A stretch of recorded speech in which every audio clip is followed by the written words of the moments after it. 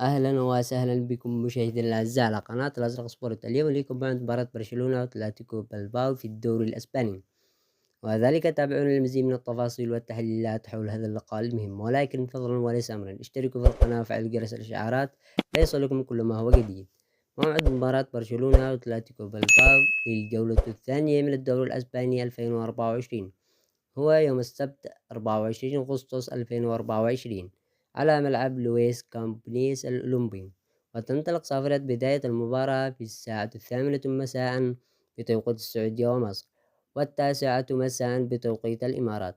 أما القنوات الناقلة لمباراة برشلونة وأتلتيكو بلباو في الدوري الأسباني 2024 وكيف تتابعها عبر الإنترنت، تمتلك شبكات قنوات بي إن سبورت القطرية حقوق بث مباريات الدوري الأسباني في الشرق الأوسط، وستخصص مباراة برشلونة وأتلتيكو بلباو قناة بي إن سبورت اتش دي 1.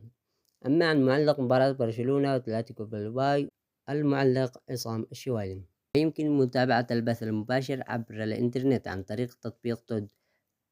والسلام عليكم ورحمة الله وبركاته، وشاركونا توقعاتكم للمباراة في خانات التعليقات.